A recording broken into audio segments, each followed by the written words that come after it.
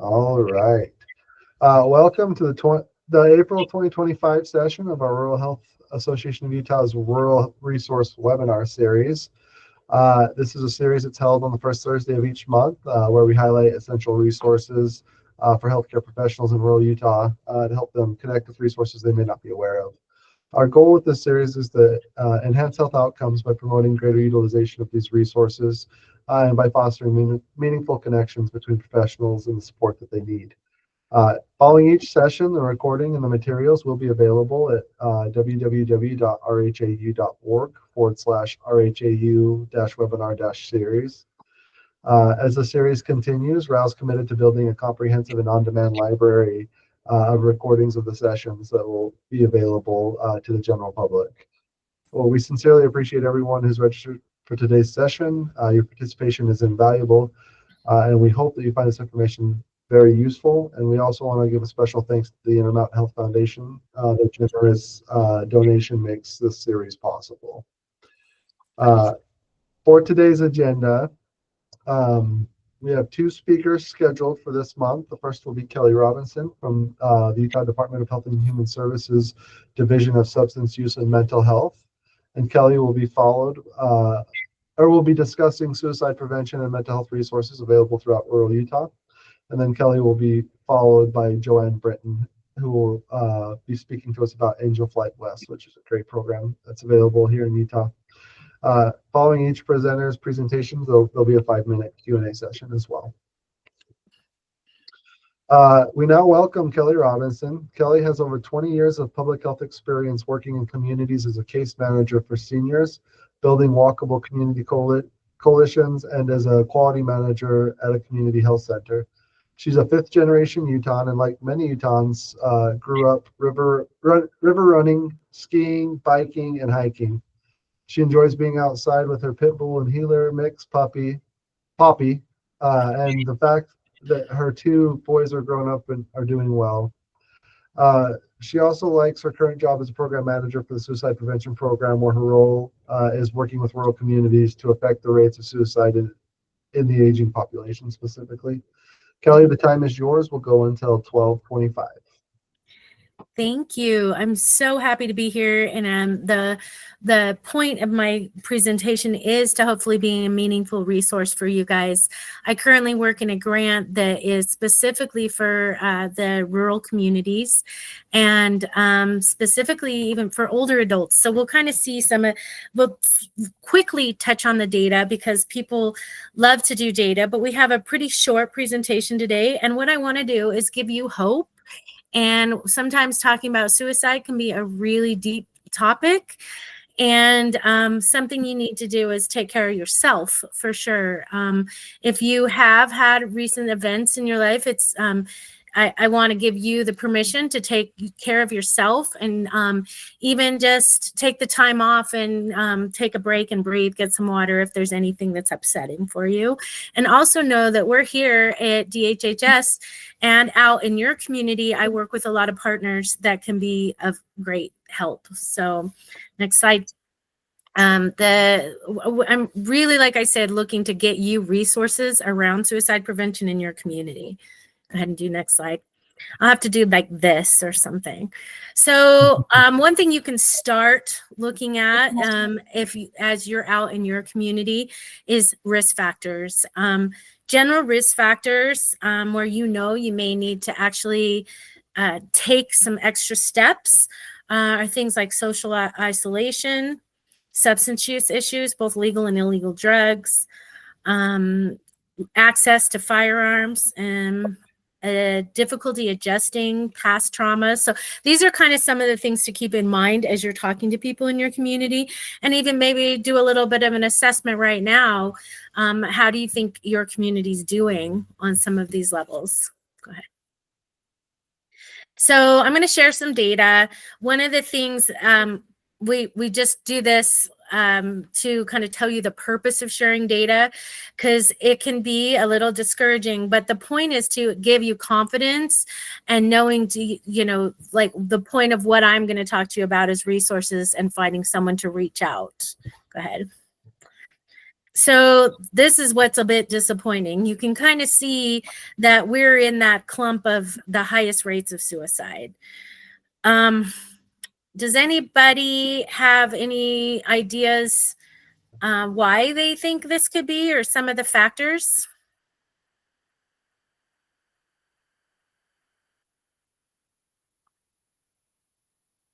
I think it's just there's multiple factors. Usually I get people saying, well, could it be elevation?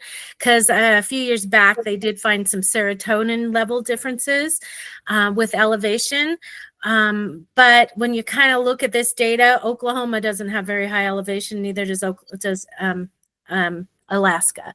But we do know that the states that we're seeing right here have higher numbers of firearms in the homes. So it's just lots of different reasons. But so in our community that's this, we probably have a little higher risk in other places. Go ahead, Casey. Then, especially for you guys out in we call the rural areas, this is the National Center for Health Statistics, and it's looking at the highest rates of suicide within our communities. And as you can see, those non-car communities have the higher rates. Can you guys try your emojis and give me a thumbs up if you are in those communities? If there's anybody here from Beaver, Daggett, Duchesne, Emory, Garfield, Grand, Kane. Okay, nobody from there. How about if you give me a thumbs up if you're from any non-metropolitan? Oh, go ahead, Casey. Oh, that's probably not my right emoji. you're I'm from Garfield County. You're from Garfield. Family, okay, great. family there. Yeah. So just something to know. The rest of you are from Salt Lake. I'm like the Wasatch Front, Okay, great. but currently in St. George. Okay, good. All right, go ahead and go to the next slide. St. George, a lot of St. George. That's great. The other thing that we've seen throughout the years is a lot of people have gotten information about the youth deaths by suicide. And it's interesting to look at the data and see that the highest rates we have are 35 to 55. So just something to keep aware. And then something else there that you may see, Lex, is it females or males? Highly predominant in the males. Yeah, it's quite a bit more. So, that's why my grant is focusing on this population. Go ahead and go next. The most common means is firearms. So now what? So now I want to share resources with you and look for protective factors in your community, because those are the things we can increase, right? Or at least be aware of. Go ahead. So some of the big protective factors are access to healthcare, connectedness in the community, sense of purpose, somebody you can confide with. Go ahead, next. You can do next. How many of you, by your hand, if you can do it, or you can raise it, whatever one works for you, have heard of 988? Perfect. So most people have heard of 911, but also it looks like you guys have heard of 988. Something I didn't know is that they have a specific line for veterans, also for Spanish speaking and LGBTQ. These are trained professional crisis workers. I took the crisis response training and it's excellent, and you can take it as well if you're ever interested in doing that. It's crisis response through Department of Health and Human Services, and you can always get a hold of me at krobinson@utah.gov if you have questions and want to sign up. But their job is to stabilize all crises. And if they go and stabilize, feel like, okay, it's not getting stable, I need some extra help. Every county has mobile crisis outreach teams. As I've been doing this, I've been reaching out to you guys as you're out in these different counties. And so far, all of the people that I've connected to have said that these mobile crisis teams have been amazing. I don't know if you guys have anything to share or have used this. I just have a question. How do they access this? Is it through the 988 or 911? Good question. It's 988. So the 988 operator will stay on the line with you. They'll usually triage it a little bit. Like they're going to find out if there's a gun involved. They're going to find out what's happening. And they will not send out police unless there's a gun involved. If there's no guns involved, that was the point, is we're trying to put licensed clinical social workers and peer support specialists who have worked in these situations, and they'll show up in an unmarked car and sit down with the family and talk with them. And what I'm hearing is that they're very responsive. One of the things that most of them, even in those real far areas, they might take a little bit longer, but they're mostly responding within 20 minutes. And 988 will stay on the phone with you. Sometimes you have to ask them, hey, will you stay on the phone with me till somebody gets here? But it's if you're feeling out of your realm and you're working with somebody who is in a lot of distress, this is a great resource. Go ahead, Casey. One resource that's underutilized is this Safe Family resource. It's in-home or telehealth support for families up to 8 weeks. And they'll do this wraparound services to really help a family that's going through trauma. So, and what I'm hearing is they're underserved or underutilized. So that might be a good thing to check out. And this warm line, same thing. You'll get certified peer support specialists, and they'll answer the phone all the time and help you. So go ahead, Keith. If you don't know about your local mental health authority, every county has a local mental health authority. I just talked to one of my friends who's a social worker, and she said sometimes assessment takes a little bit longer, but she's got in people right away quite often. So look up this resource. A while ago, you guys might remember there were some apps that were developed, and these are the Utah apps, Safe Utah. It goes to those same trained crisis workers. And something I didn't know, there are different dispatchers for the National Guard and in the schools. So first responders will get you to the local high school behavioral health specialist and a specialist from the National Guard. Go ahead. So there's lots of apps. These are just some suggestions. This virtual hope box, it gives you reminders on things that give you hope. I've used these for some of my friends who their kids are going through crisis, and it helps them think about those things that give them hope and then give them a safe message or a safe plan for things in the future. It's really helpful for the parents too, to help them have something to talk to their kids about. And this app was something that helps them create a safety plan. So you can sit down and create a plan, start exercises, get support. It was developed by the Veterans Affairs, but anyone can use it. One of the things that again, like I was a case manager for seniors, and we were going, oh, how are we going to make sure people can get help? Where is there a way to find out if their insurance is connected? And you can always call the number on the line, but one thing I didn't know is 211 is really helpful for that as well. And also your local mental health authority are good. Intermountain created this hotline for COVID, and they've kept it up. So you don't have to go to Intermountain, but they are very good about working with all populations. That's why this is in Spanish, and helping people navigate the behavioral health system and get them help. So that's a good one. Another thing that especially you as professionals might appreciate is there's free question Persuade Refer classes. QPR stands for Question, Persuade, Refer, just like CPR for physical health. And NAMI has monthly trainings. It's the second Wednesday of the month at like 11:30, and they are great. It just kind of gives you that foundation and base for how do you ask someone. And just as a clue, you ask them directly, are you thinking of taking your life? And then so it helps you with that process and how to refer. Also, the American Foundation of Suicide Prevention has support groups and trainings, and that's a good resource to check out.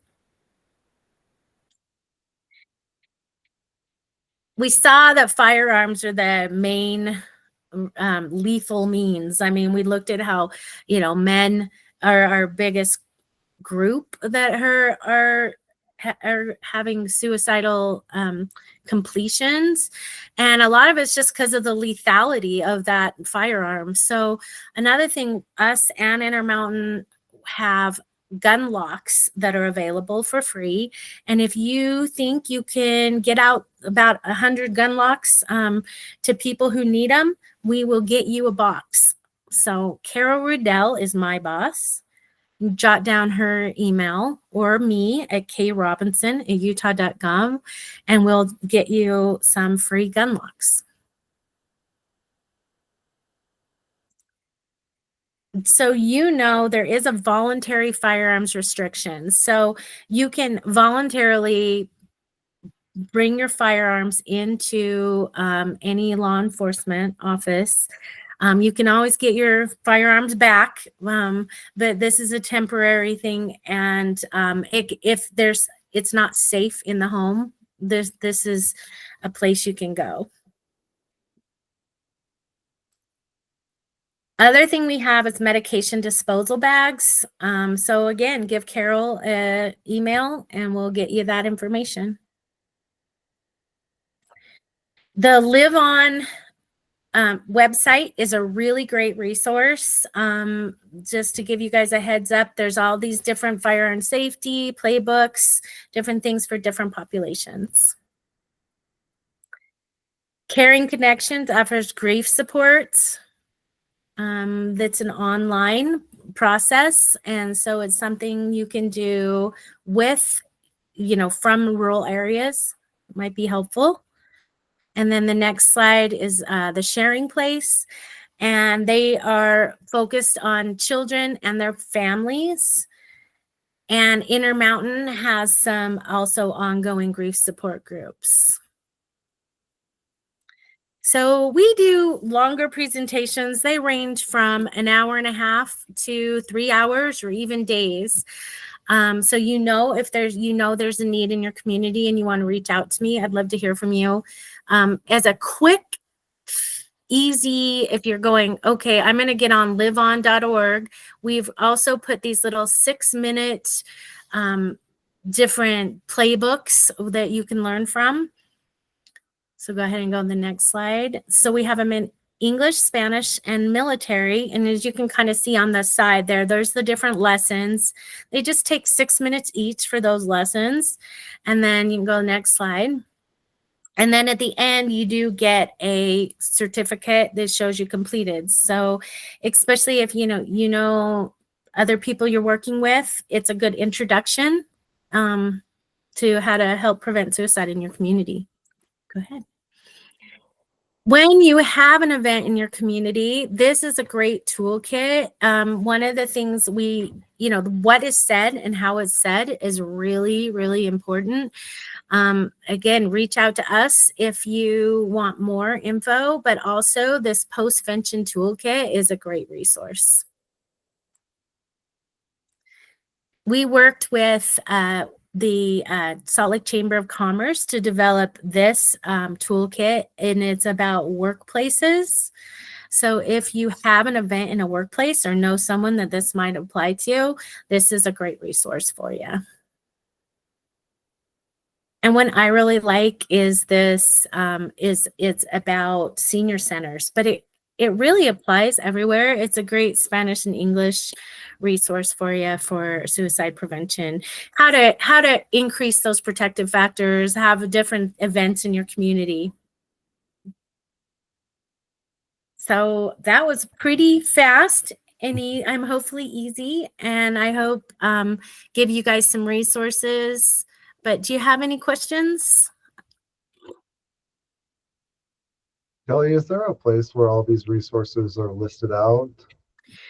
That liveon.org website is a great resource, and it'll be all listed there. And then I also, your website, I provided a resource list, and if you can put that on your website, that would be great. I think it is, but I will double check that everything's listed there. Perfect. No questions? I might have missed it at the beginning, but I was just wondering, based on the data, of the highest rates of male suicide, are there male specific preventative things that get them to reach out? Because I know that, well, through my undergrad and graduate school, there's a lot of issues with men actually reaching out initially.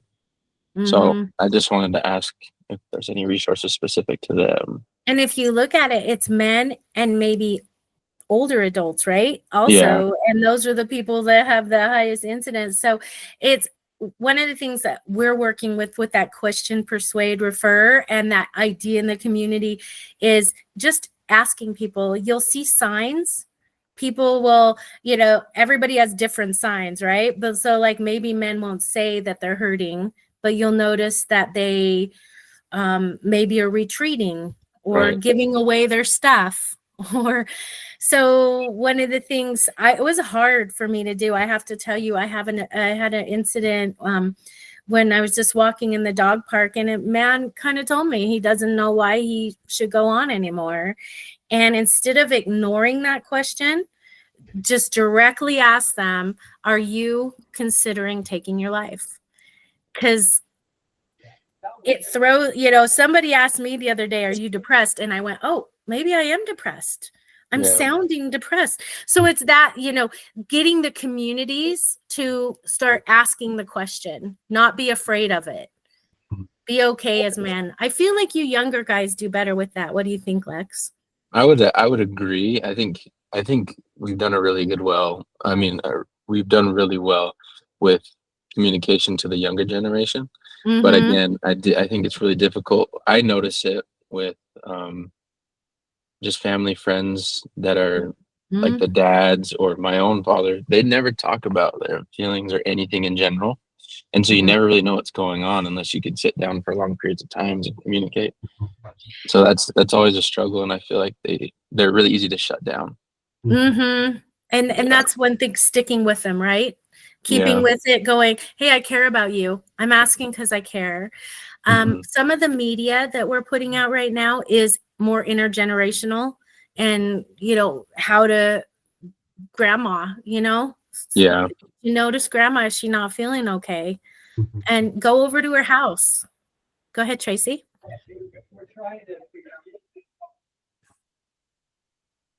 I can't hear you. I think maybe you're on mute still. Tanya? Yeah, there we go. And then also I just heard about a new nonprofit in Salt Lake called I Love You, Bro. The Project. And it's a men's mental health suicide group. So it's just started by a gentleman out in Salt Lake. So that might be another good resource for men. Thanks, Tracy. He's supported by NAMI, and he came to a presentation I was at, and he is amazing. He was just walking by, and somebody was standing on a bridge, and he says, I didn't know what to say, and I just said, I love you, man. And that again is one of the things you can just tell somebody, I noticed you, I care about you, I love you, and now it's just blossoming. He's got lots of support groups throughout the Wasatch Front. So I think, Joanne, you had a question. Yeah, actually, I just wanted to say a potential resource for seniors is AmeriCorps for seniors. Oh, okay. Thank you. So I'm actually on the YouServe Commission. Okay. Which is to promote volunteerism throughout the state. And there is AmeriCorps for seniors, and I think it's in every county. And one of the things that you showed and we've seen is that finding a purpose and volunteering is a way to find meaning and get more connected in your community. Joanne, is there a way I can connect with you? Like, Sure. could you send me? Yeah.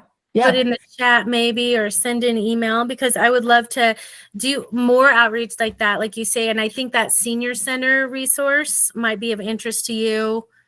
How do we connect those, area agency on aging with those volunteer? Yeah, and I'll send you an email with okay, thank you. with the UServe links, and but it's it's in the it's a cabinet level thing in the government. Oh, great. Okay, Yeah. Awesome. See how I'm learning more from you guys? And I'm so glad to connect with you, and hope you can see me as a resource in the community. And Kelly, just one more point of clarification. I know we had the slide that showed that individuals that die by suicide significantly heavier on the male side than the female, but a clarification that is it also true that the successful attempts to die by suicide are much higher in men than women, but the women do attempt it as well unsuccessfully at a high rate? Yes, that's true.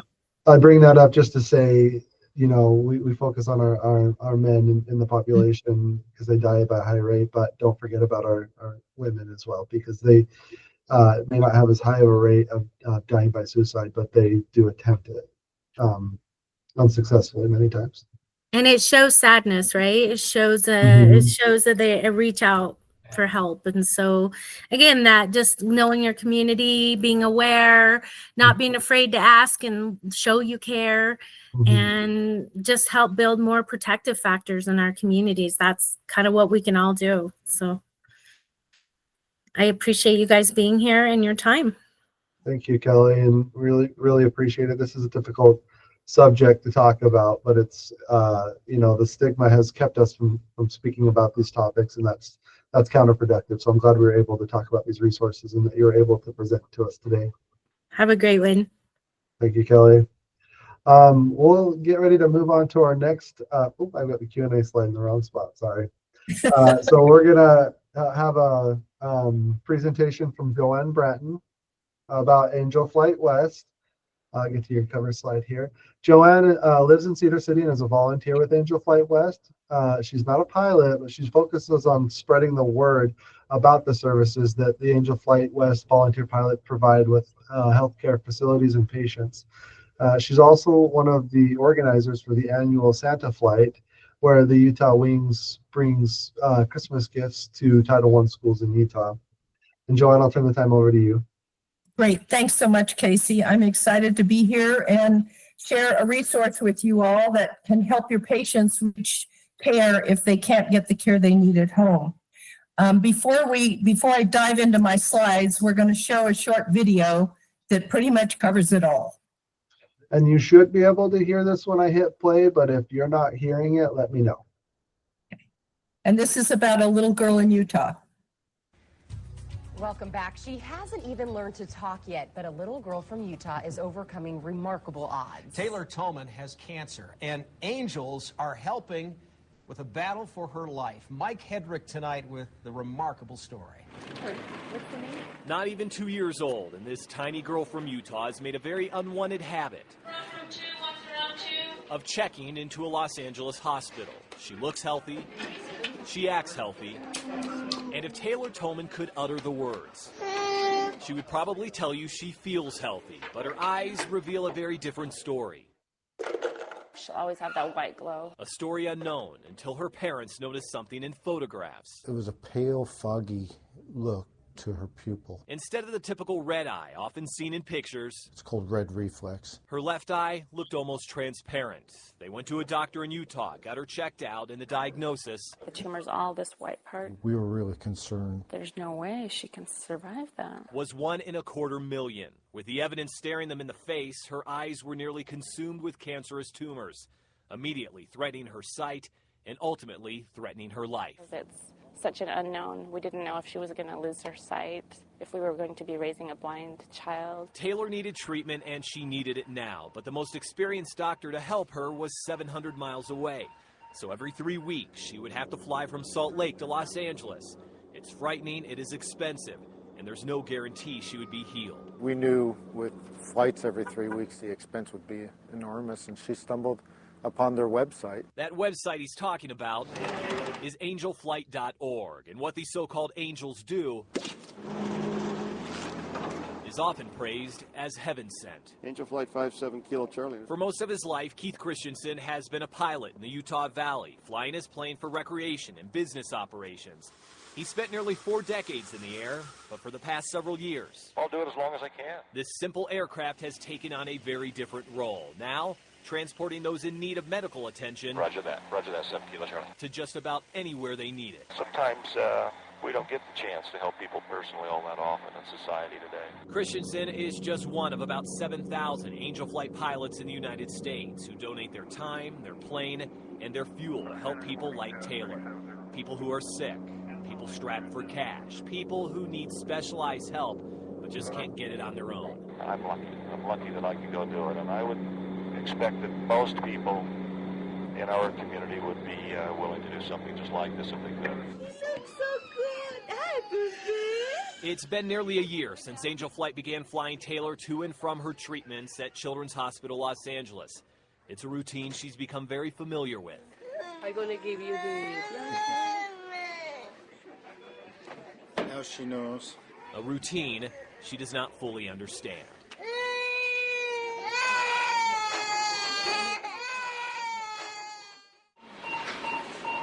As Taylor lies on the operating table, early visits made it clear there would be a cost, an attempt to rid her eyes of the cancer.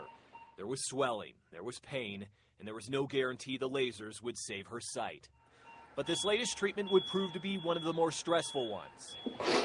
It's okay. With a new fear of more cancer finding its way to the surface. With the surgery complete, halfway between Salt Lake and LA, Keith Christensen anxiously stands on this airstrip in Vegas, waiting to take over the second leg of Taylor's flight home. Hi, Taylor. Say hi. Hi, Taylor. And hoping it will be a happy one. I hear you had great news. So, as he picks up this tiny girl from Utah, realistically, Christensen understands Taylor may only remember him and what he has done through photographs. But her parents, The pilots are wonderful. They're like family. will remember Christensen and the other pilots very differently. I love Angel Flight. I wish I had all the money in the world. I'd give it to Angel Flight. Excuse me. For now, there is no telling the long-term future of Taylor's health, the cancer, or her sight. But on this day, family is well aware she is securely on the wings of angels. I'm in love to fly. And if you can fly and help people at the same time, why not do that?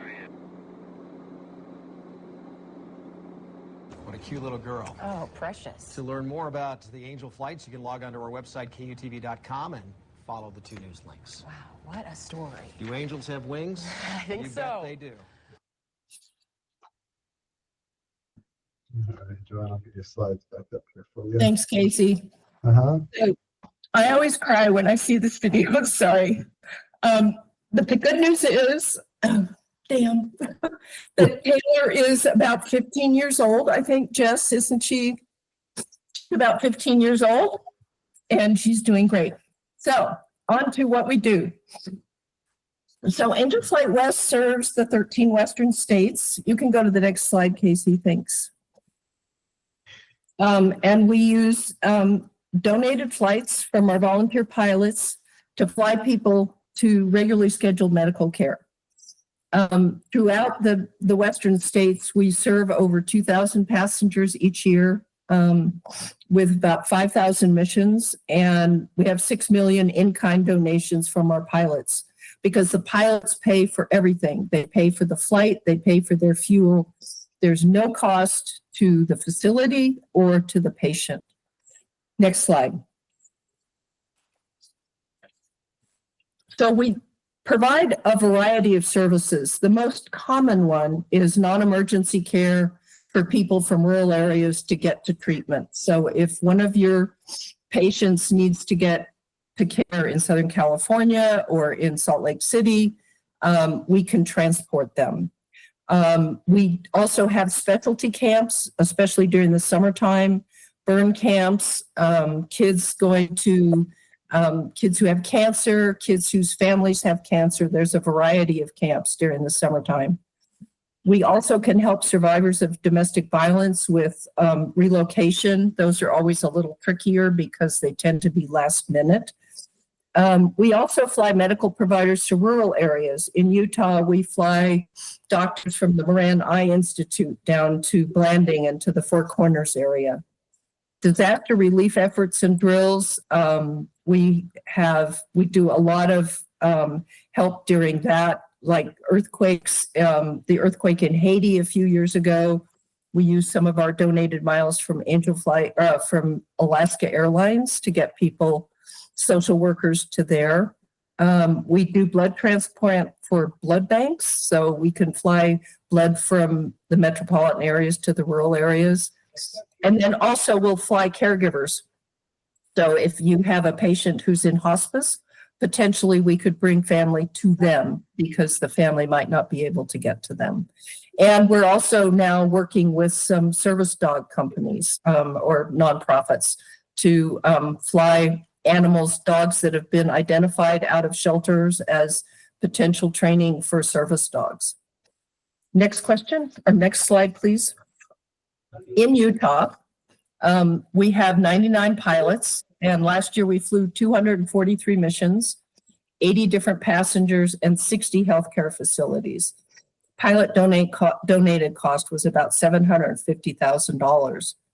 An example would be pilot Richard Weaver. He just flew his 21st mission, and he flew this young woman from Vernal to her care in Arizona. So we don't service just Utah.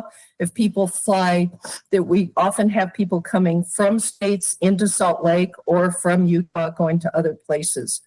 Lucy's had 6 angel flights to date, and it saves a lot of time and energy. Next slide. One of the groups that we work with a lot in Utah is Huntsman Cancer Institute. And this is what one of the requesters has said, that she really likes working with the staff and the volunteers. Our staff is centrally located in terms of mission operations. So that's the group that fields the requests and then schedules the pilots. And they take care of all the Western states, which is quite a job. It's amazing. And then another requester said that she had a great response as well. Next slide. So what kind of passengers can we help?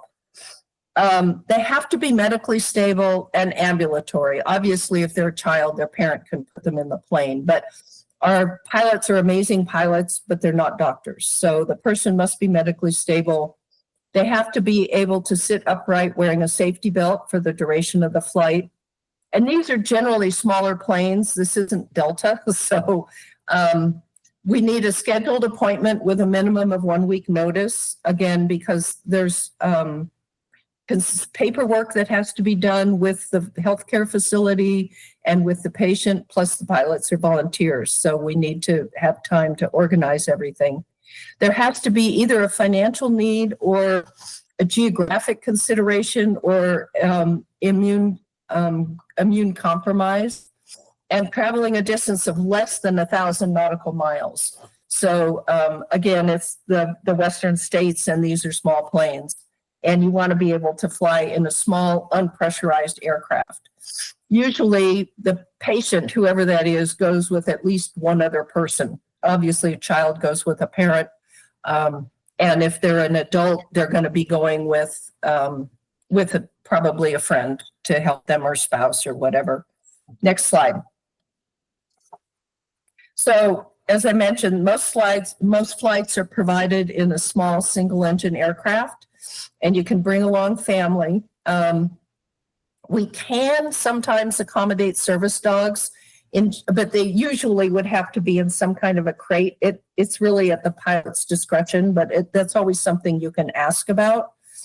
And passengers can request as many flights as they need. We have some passengers who've flown with us for years.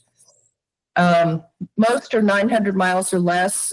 Generally, what happens is we do multiple legs. You saw that on the video where the one pilot brought Taylor and her family from LA to Las Vegas, and then another pilot took her from Las Vegas to Salt Lake. And so it depends. And sometimes, it just depends on the length of the flight. And it also depends on the pilot's plane, because sometimes the planes are bigger and can actually fly the whole distance. Next slide. We also have a course for social workers for credit, in case some of you need some of those credits. So it's online at angelflightwest.org, cme.angelflightwest.org. Because what we found with a lot of our health providers is that very often transportation is a huge barrier to getting the health care they need, especially for people in rural areas. So this course really covers a lot of that. Next slide. So how do you do this if you feel like you have a patient who needs our help? The website is your best resource, angelflightwest.org. It can be requested by either the patient or the healthcare facility. And as I mentioned earlier, we need at least 1 week in advance. And then the mission ops team works with the passenger and the social worker and the pilot to make sure that everything is in sync. You always need a plan B. I mean, I don't know about the rest of Utah, but Cedar City got a big dump of snow yesterday. So if a patient had had a flight scheduled for yesterday, it's likely that that would not have happened. Probably wouldn't be able to drive either, depending on the freeways. But we always suggest a plan B. Can be weather related. Something could go wrong with the plane. The pilot might get sick. But we work really hard to make sure that these flights actually can happen. Next. And general contact information. There's the phone number up there for mission operations. And my theory always is if you think we might be able to help, call. Because the worst thing that can happen is they say we can't help, but you never know. Plus, there are lots of resources that our mission ops team are aware of that might be able to provide alternatives. Additionally, my information is on this slide, and I'm happy to answer questions. I can't schedule flights, but I'm happy to talk to you and see what might be able to work for you.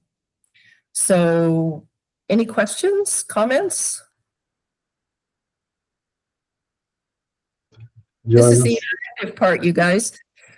Oh, I'll just say I was helped by Angel Flight West with a flight through my son's care, and it was very helpful. But this is something that I think a lot of our rural facilities should be aware of, especially, I've heard stories of elderly individuals putting off care, just not getting care at all during the winter months because of travel. And I think this is a resource that can help a lot of people. So Jess, did I forget anything? No, that was excellent. Thank you, Joanne. That was perfect. Any other questions from the group? Okay, well, we'll move into our closing then. Thank you again to our speakers, to Joanne and to Kelly for taking the time to prepare for today, and for those who were able to attend. Our next session will take place on May 1st at 12 p.m. It'll feature 2 great presentations. We're going to hear from the Huntsman Mental Health Institute, who's going to talk about their consultation access link line to Utah Psychiatry, also called the Call Up program. And then our second presenter will be Lisa Hartle from the Neurofeedback of Southern Utah, who's going to discuss neurofeedback and the science-based benefits of this service. You can RSVP for this session using the QR code to the right on the screen, or by visiting our website, rhau.org/RHAU-webinar-series. Additionally, the recording from today's session will be made available on that website shortly as well. A note, we are still accepting applications for presenters for future sessions, so you can access that on the website as well if you have a resource you would like to share. And we thank everybody again for attending today, and those that are watching the recording, thank you for taking the time to learn about these resources. And have a great day, and we'll see everybody in May. Thank you so much.